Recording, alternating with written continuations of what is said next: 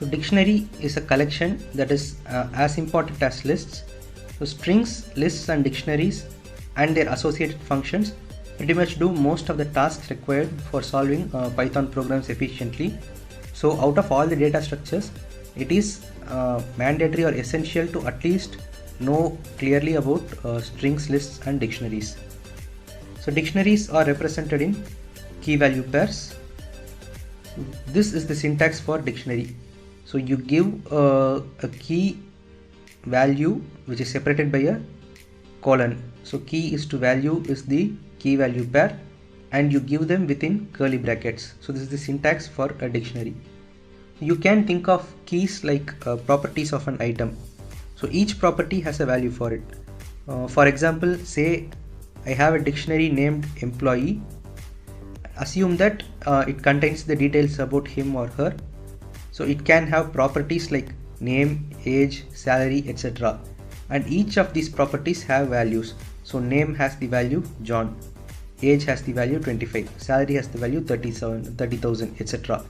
So we can say this property and value pairs as your key value pair. So it is like how words are represented in your dictionaries. So you have a word and its corresponding meaning. So that is just like your key and its value. So that is why this kind of data type is called a dictionary, because it represents like the notations mentioned in your English dictionary, where you have your word and its corresponding meaning. Here we have the property or the key and its corresponding value. So just like how we used square brackets to represent lists, dictionaries use these curly brackets. So you can visualize this dictionary in this manner, right?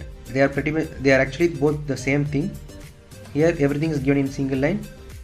Here I have separated into multiple lines so that it is easy to visualize how the data is stored in a dictionary. So you have the dictionary variable name, use your curly brackets. So within them you give elements. Each element is a key value pair and is separated by a comma. So this entire thing is one key value pair, this is another key value pair, and this is another key value pair. So you give your keys within quotes and then provide is2 and a value which you want to assign to that particular key. So this is how you define or declare a dictionary. And keys can be integers, strings or tuples. So I'll be covering about tuples in the next video. So for now we can just assume that keys can be integers or strings, which we are going to use for our upcoming examples. So you can see here, this is a dictionary. So you have your key. Again, for easy representation, I have just rearranged everything and given the corresponding equivalent one by one so that we can understand easily. So these are your keys. Whatever you have on the left hand side are the keys. Whatever you have after the is2 or on the right hand side are the corresponding values. So the keys are 1, name, age, 5 and this 0, 0. Their values are 1, Bob, 40, then X, Y and origin. So see here, you have an integer, you have a string and you also have a tuple. So tuples are given within your round brackets. So as I said, I will be covering it in the next chapter. So for now, just know that tuples are declared like this. So we can see that keys can be integers, strings or tuples. Dictionaries are unordered collections. They don't have the sequence maintained. So when we input this dictionary with a key value pair data, they are not necessarily stored in the same order as we give the pairs. So here I have given 1 in the first position, I have given name in the second position, then age in the third position and so on. So what you enter here as a user input does not necessarily get stored in the same order in the memory. So it may be random. Say first it might be age, then we can have this 0, 0, then that might be name. So like that the order might get shuffled. Hence we cannot use your indexing just like in your lists or strings, where we used continuous numbers to denote the next elements of the collection. So here these keys can be stored in a random manner, hence we do not use those consecutive numbers. Instead we use these keys themselves as the index. So you can use your keys as the indices to access the values in a dictionary.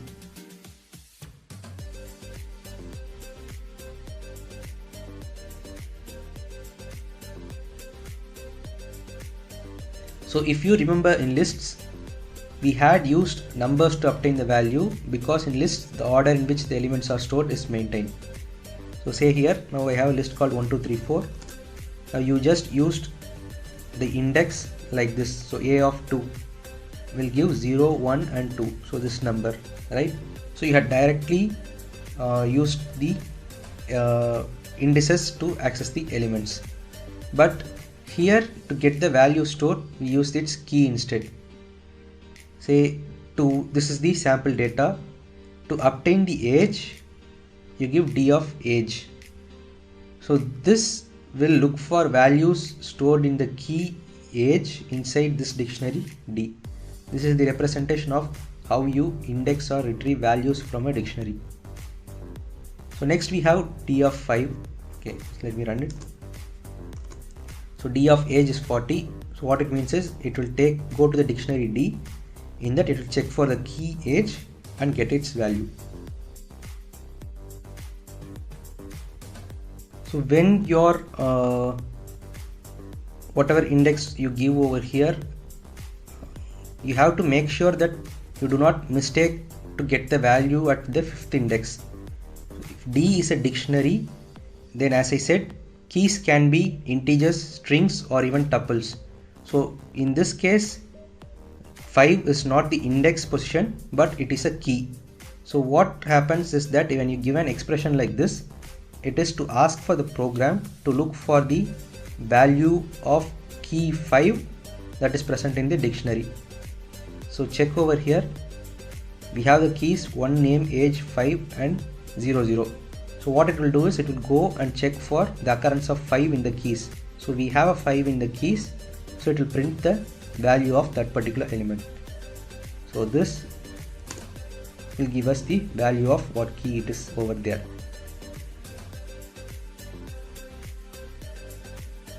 So this is the original dictionary. So if D was a list, then indexing with a number makes sense, but since a dictionary, indexing is always done with keys. So remember that well. And what happens if the key we give is not found in the dictionary? So to try it out, okay, see here, this is the D, that is the dictionary we have right now. So what will happen when we give D of name? So it will check for the name in keys of D. So we have a key called name, so its corresponding value will be printed. Now what will happen if we give a key that is not present in this dictionary? So to try it out, give any random key name that is not in this dictionary and run it. Say for example, let me just give something like city. So as you can see, city is not present in the keys. So we have one. Okay, so as I said, every key value pair is separated by a comma. So this is one particular key value pair. This is the other key value pair. Then this is another key value pair. This entire thing is another key value pair. And this again is another key value pair. So whatever comes to the left of this is2 is the key, and whatever we have on the right of this is2 is the value.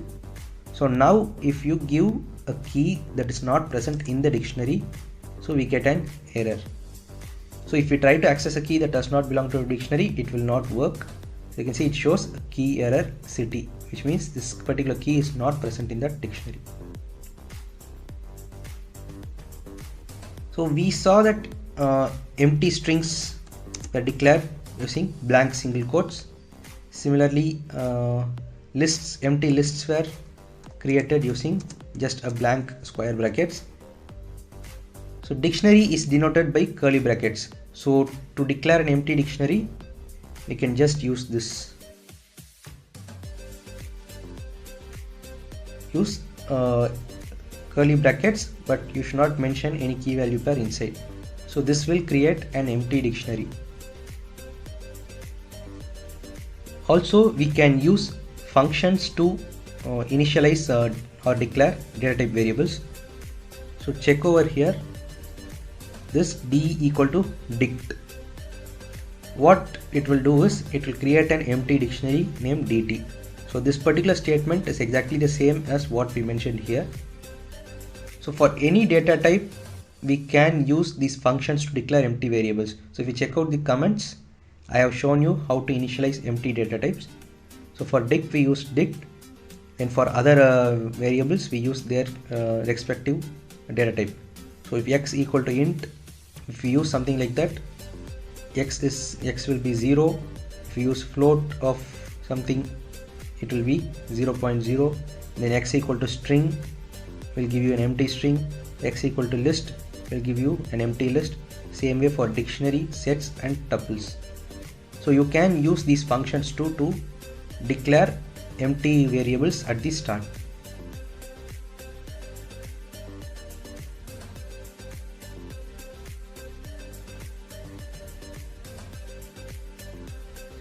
So as you can see, dt was just an empty dictionary, so the value is nothing. We don't get any kind of value or key value pair inside this particular dictionary. So we know that a list can contain any data type, so it can contain a dictionary too. So check this out. This list contains 3 elements. So this entire thing is one element and this is another element. So totally we have 3 elements, or we can say we have indices from 0 to 2. So this is 0th index, first index and second index. So this dictionary is at index 1. Since this is a list, we can get the element at the first index using this notation.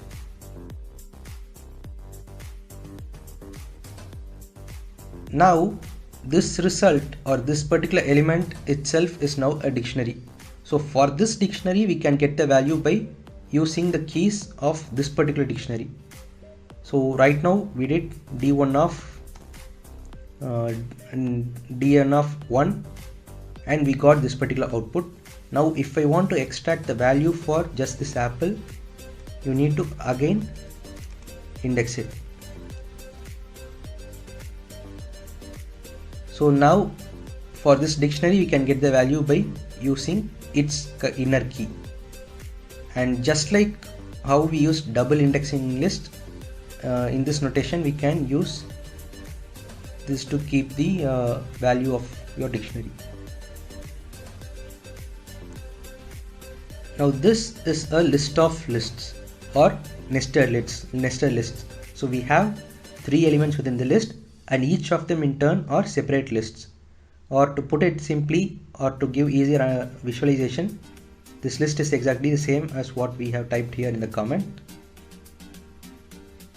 So in dictionaries too, we have nested dictionaries. So dictionary has a key value pair, and in nested dictionaries we have your key value pairs where each value itself is another dictionary. So first the inner dictionary can be obtained by using the outer key, and then the inner value can be obtained in that dictionary using its key. So if you look at the following example, see we have a dictionary called ND with keys A and B. This is the value for A, this is the value for B. Now this itself is another dictionary, right? So say when I run it, so I have the value of ND, and if I give ND of B, what will happen? So it will check for this, it will check in this dictionary ND and check for the occurrence of B in its keys. So we have a B in a case, so it will give the output of that particular key. Now as we saw before, even this itself is a dictionary, so you can further find its value by adding another or what we call as chaining indexes, where you keep giving your index one by one consecutively. So it gets filtered out at each step and finally we get your desired output. So first ND of B took this particular value, and since this is also a dictionary, Within that, when you gave key of 22, so it printed this particular value. We can keep nesting a dictionary for any number of levels. The inner values can be accessed by continuously accessing the keys of the dictionaries. So here we just had two level access, but the more you nest your dictionaries, you just need to keep going in depth of accessing the variables in each step.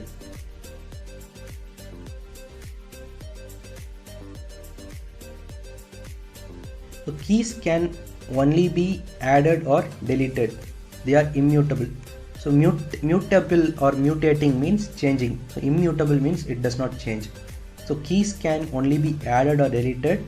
They are immutable, that is, they cannot be modified. However, values are mutable. So let me explain with an example.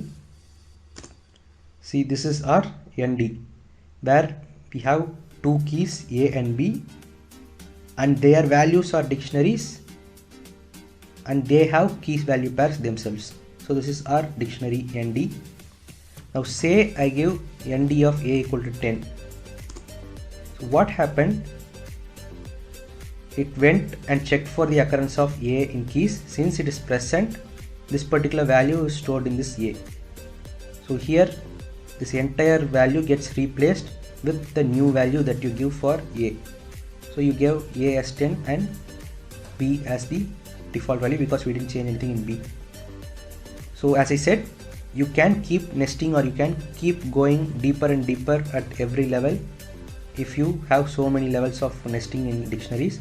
So here ND of B, what will happen?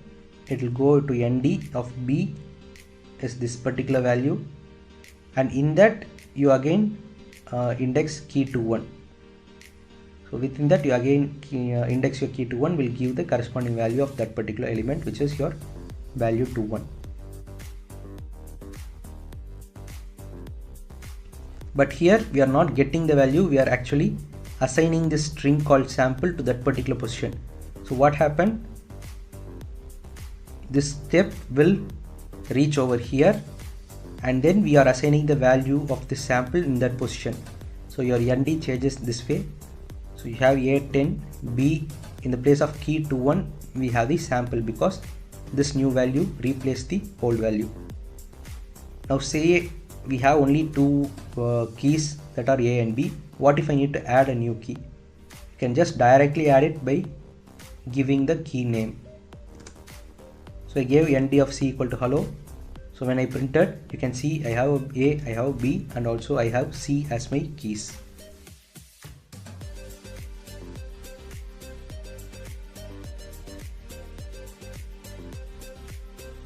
So remember, when you are giving values to a dictionary, if the key does not exist, it gets inserted, and if the key already exists, the current value is updated with your new value.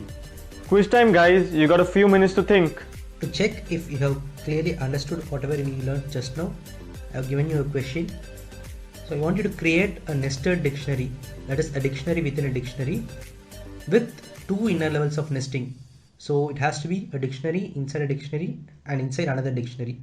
So that means for the first dictionary, you have key value pairs where that particular value itself is another dictionary, and within that we have key value pairs where the values are again dictionaries.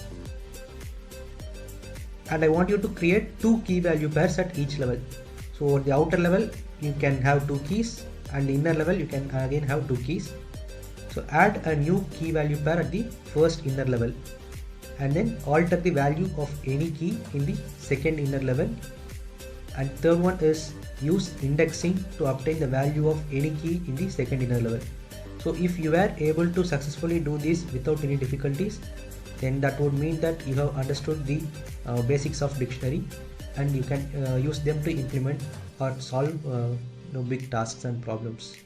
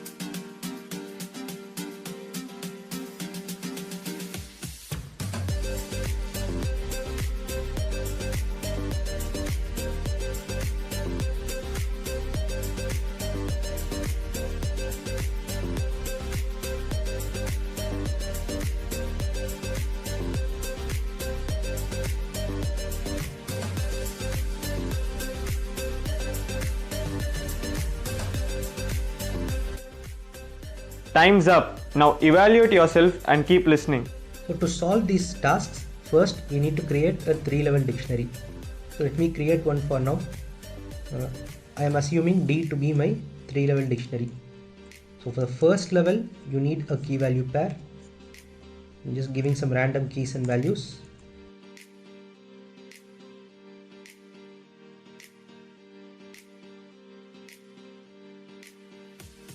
So now the first outer level is completed. Then we need to go for the next inner level. So when you go for the next inner level, it means that this value should be another dictionary. So this is how nesting works, right? A dictionary inside another dictionary.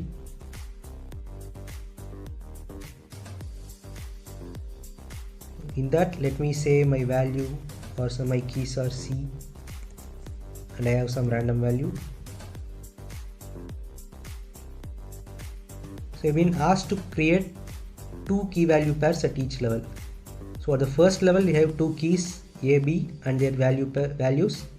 Now in the next level again I'm creating 2 keys.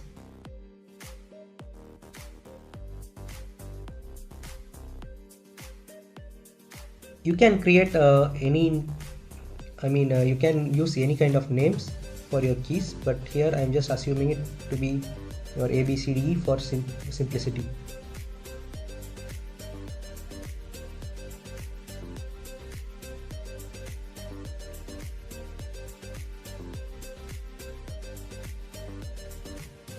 Now our second level is completed.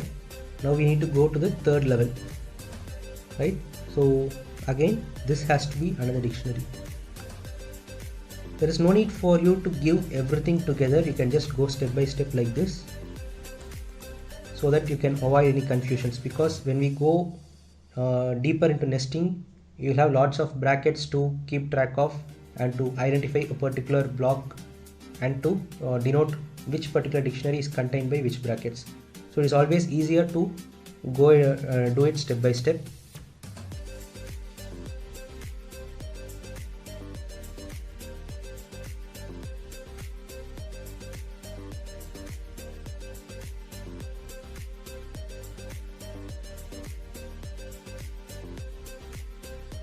And we need again 2 more key value pairs inside here too, because we need it at each level.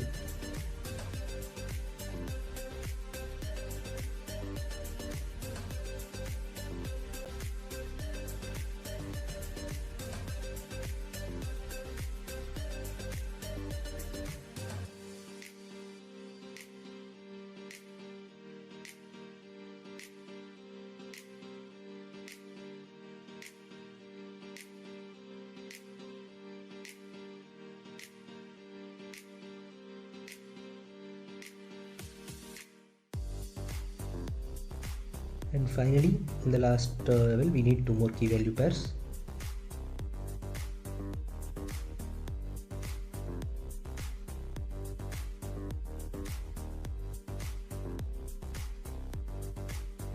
And once again, these are just random assignments I'm making, so you can give any names for your keys and values. So we have created our dictionary as requested in the question. So this is the dictionary, right? If it is a bit difficult to visualize, you can always do it this way.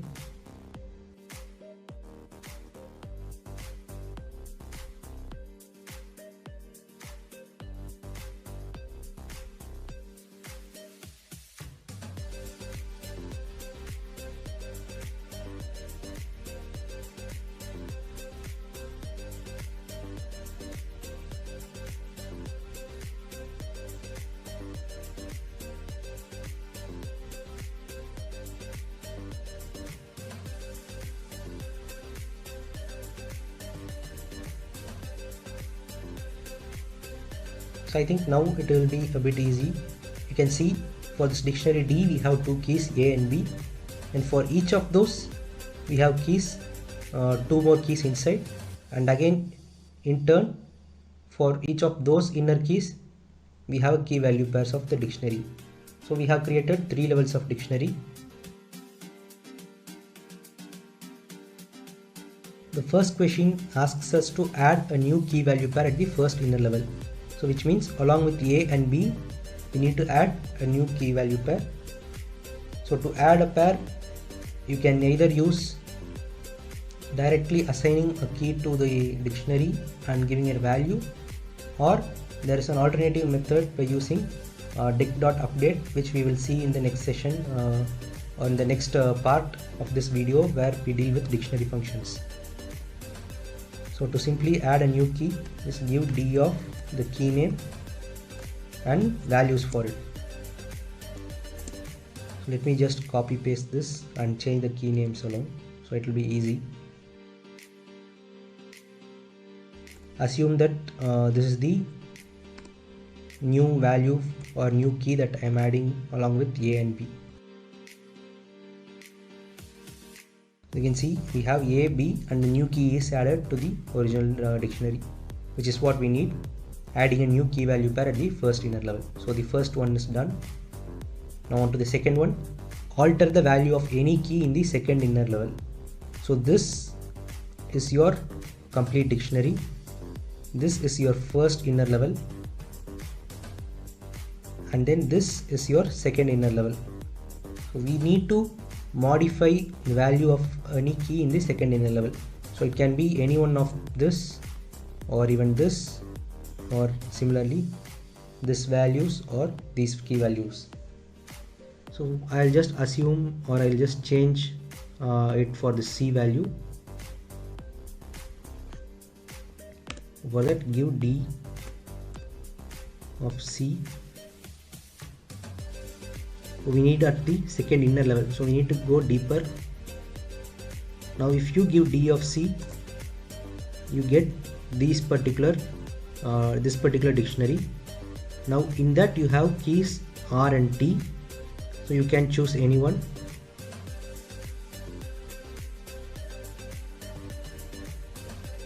Now that we chose key R, we have the value of R, that is this particular dictionary. Now within that, we can again index and access the innermost element.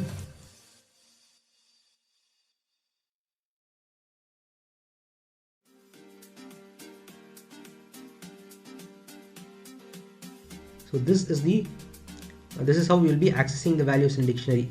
I told you, right, you use indexing through your keys. Now we need to change this particular value to any random value. So let's say I am changing it to hello. So now you can check it out and see that that particular value has been replaced. Here we had 23, and now we modified it and changed the value to hello, which gets updated in the dictionary. And the third question was to use indexing to obtain the value of any key in the second inner level. So it is asking us to get a value of any of these here. So it is exactly what we did in the second case. Just this alone will give the value of U, which is present at the innermost level. Next, let us have a look at the dictionary methods. As always, using dir gives us the list of methods available for dictionaries. So if you look at the available dictionaries, we have these many functions, these many methods that we can apply to them.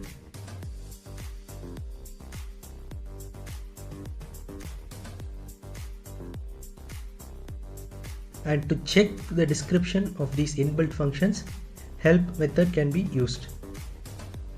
So within help, you need to mention which particular class you are using and what method under that particular class. For example, let me just give .keys. So it says that a set-like object providing a view on these keys, which means that it will return the list of keys available in the particular dictionary. So we just saw what help.dict does, and this was the dictionary that we used or we declared a few moments earlier, and this ND is another dictionary. So it says it is not defined, So you just need to run it again. So ND has been stored in your memory. Now we can check out the values present in ND. We have D and ND are two dictionaries that are stored in our memory. And D dot keys will give the list of keys that are present in D. Likewise, the ND dot keys will give us the list of keys present in ND. Next we have dic dot values. So just like how dot keys gave us the list of keys, dot values give us the list of values present in a dictionary. So D dot values will give the value part.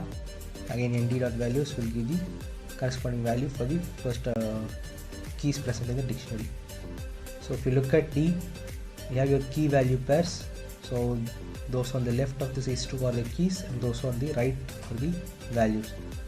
So for D we have the keys 1, name, age, 5 and 0, 0.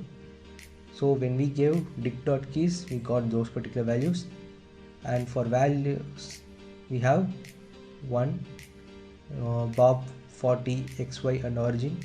So these are the values present in D. So when we gave D dot values we got those particular values. Now this is a nested dictionary, right? ND is a nested dictionary. So we have a dictionary inside another dictionary. So if you want to access the innermost value, you have to start from the outer chain and keep indexing based on your keys to reach to the innermost portion. So ND of B will give the values that are available for this particular key B. Now within that you can give the key for which you need the value. Say for example I need this value, so I need to give the corresponding key for it, which is key 22. So running that will filter out the desired value and return it.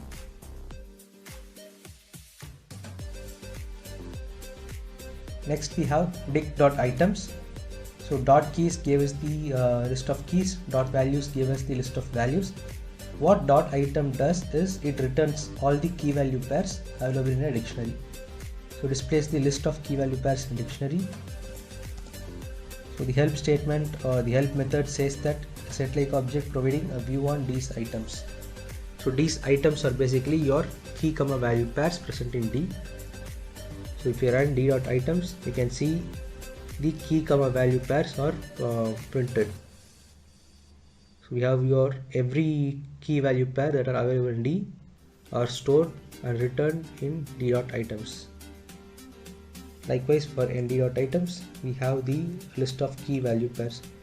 So for the entire list, entire dictionary ND, we had two keys A and B, right? So for A we had this value and for B we had this value. So we have the key comma value pair that is returned. Next we have the dic dot get. So it returns the value of a key in a dictionary. So this is our D. Now D dot get age will do nothing but it will search for the key age in your dictionary, and if the value is found it will return that particular value. So it's exactly the same as mentioning something like this. So D of age will search for the key and give its value. This is exactly the same as D dot get. Next we have popping, where it removes and returns the value of key. If key is not found, default value of V is returned, otherwise raises error. So this is the syntax for using pop. So dic.pop, in that you mention a key and a particular V value. As you can see, it is within square brackets, so this particular segment is optional. So remember, use square brackets within the values given inside functions indicate that they are optional. So now this was D. D.pop1 will search for the value of 1 which is present in the dictionary. So we have a 1 present in the dictionary's keys, so it will pop that particular value. So here if we print the the value of D.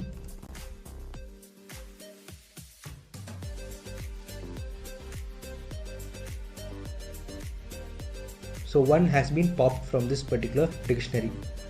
So if key is not found, default value of V is returned. Say I'm mentioning something like pop.sample, 6. So it will check for this particular sample in the keys for D, and if it is not found, this particular value is returned. If it is found, the corresponding value is returned. If it is not found, this default value that you mentioned gets returned. So here say I give d.pop sample and default, so it will check for the value of sample. If sample's value is found, that particular value is output. If it is not found, this particular default value is shown in the screen.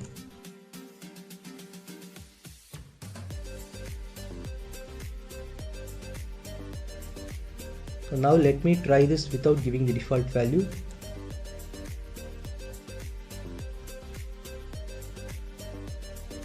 So we get an error called key error. So as this definition says, if key is not found, default value of V is returned. That is, if we provide V, we get the V value, otherwise raises error. Next we have the dict.update method, where two dictionaries of merge are merged together. Say if we give something like dict1.update dict2, this dict2 contents or the elements of dict2 gets added to dict1. So this is done directly on dict1 itself, so it changes the dictionary directly. That is, the operation is performed in the dictionary itself. So let's assume that we have a temporary dictionary temp with the keys city and gender and the corresponding values as Chennai and male. And this is our D, right? So if we give d.update temp, so this city Chennai and gender male gets updated in D2. So along with the values in D, we got this particular values merged together inside it. As you can see, I am printing D itself and this particular value is output. So this temp is directly added on T, it is directly added on the variable itself. So keep that in mind. Next we have dict.copy. Again, this is same as shallow and deep copying that we saw in lists.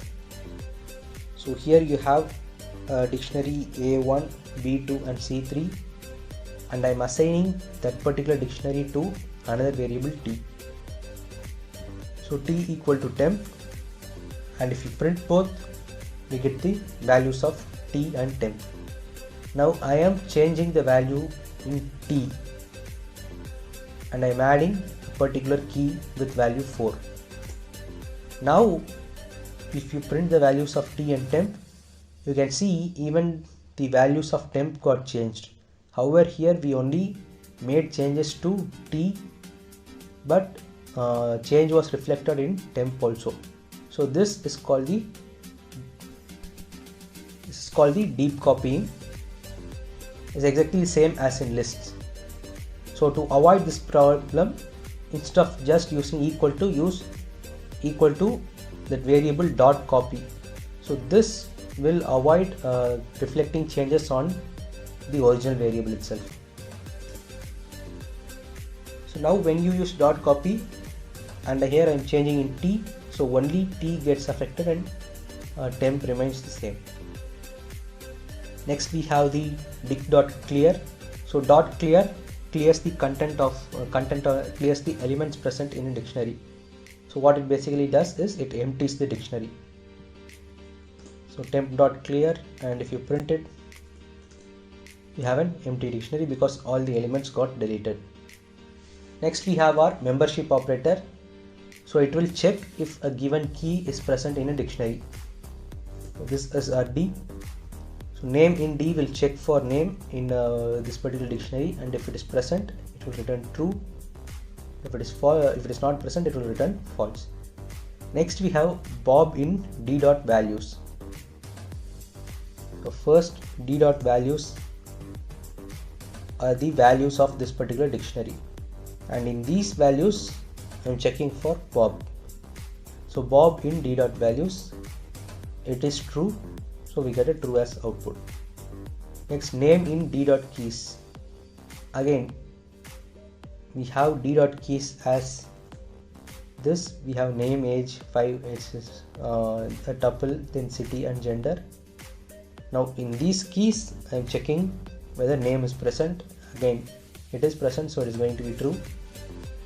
And next, passed not in d.keys. So similar to in, we also have not in, which checks for the opposite. And so if the element is not present, it will return true, and if it is present, it will return false.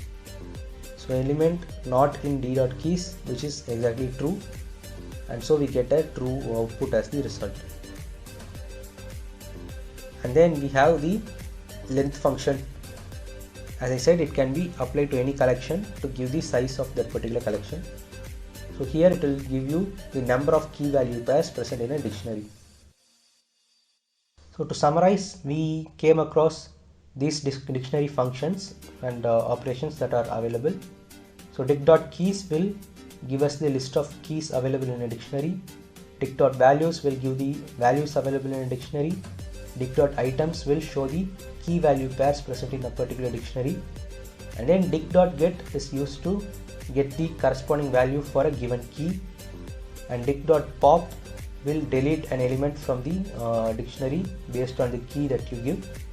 And dict.update will merge this dict with your or with the other dictionary that you are giving as the input. And then dict.copy will create a shallow copy so that any change on this copy is not reflected on the original variable itself. And then dict.clear will empty the contents of a dictionary. Membership operator will check whether a particular key is present in the given dictionary, and length will give the size of the particular dictionary. Quiz time, guys. You got a few minutes to think. So here is a task. So what is the difference between obtaining the value from indexing the keys and by using dot key? So let's let this be a sample dictionary.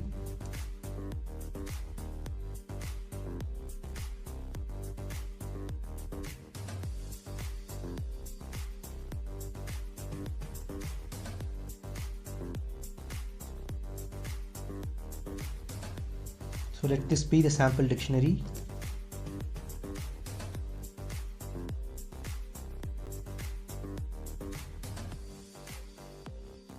Okay, so if I need to obtain a given value, we can, as I said, you can do it by using keys as the index. So d of say C will give the value that is assigned for this key C, right? So this will give us the value. Similarly, d.get. Now this too gets the value of the key that you provide. So is there any difference between these two methods? If yes, what it is? And the next question, a sum function returns the sum of all items in a collection. Likewise, max and min return the maximum value and minimum values in a collection.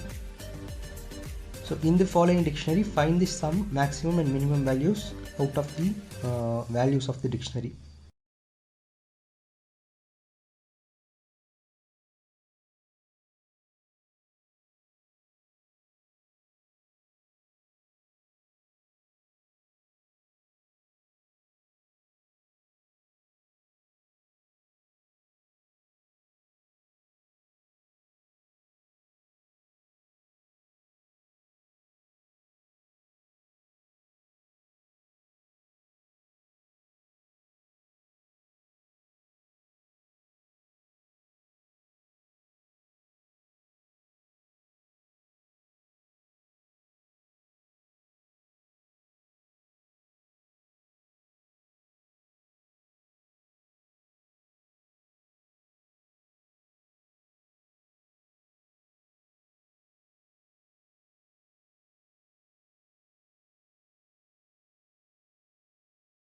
So say we have a collection, let us take lists for example, with some values.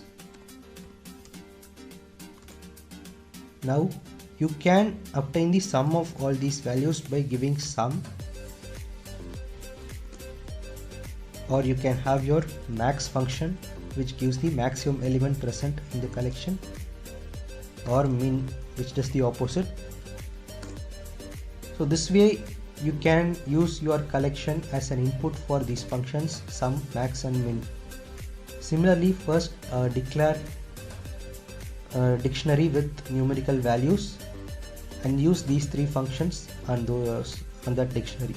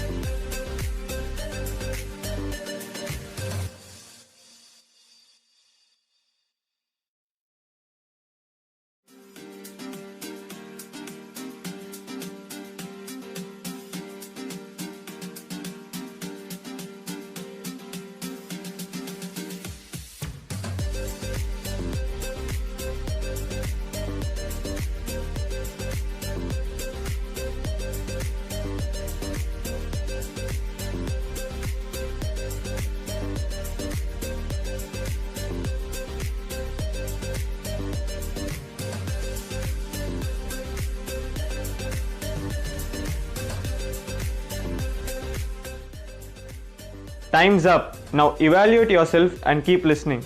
You should have been able to solve these two questions within 3 minutes of time. So that is actually plenty of time to get solutions for this. So the first is, what is the difference between obtaining the value from indexing the keys and by using dot key. So indexing the key gave us the value of that key, and dot key get also returned the same thing. However, the difference is that when you use get, you can mention a default value that will be displayed in case the key is not present. Say not found. So when I run it, first it will check for this key R in the given dictionary D. Since we don't have that value, or we don't have a key named R, so we get a result as not found, which is the default that we provided. But however, if the key is not there and you use just indexing, then it will show us an error. So this is the difference between dot get and using indexing directly. And the next question, so we use sum, maximum and minimum functions. So I already showed you how it works with lists. And for dictionaries, so I'm just going to use this dictionary. So here it says you need to find the sum, maximum and minimum values out of the values of the dictionary. So first we need to get the dictionary values, and you can get it by using the d.values. d.values, it is in plural, and when you run it we get the values alone of the dictionary. So on these you can perform your operation. So you can use sum of this, and likewise you can use the maximum and your minimum.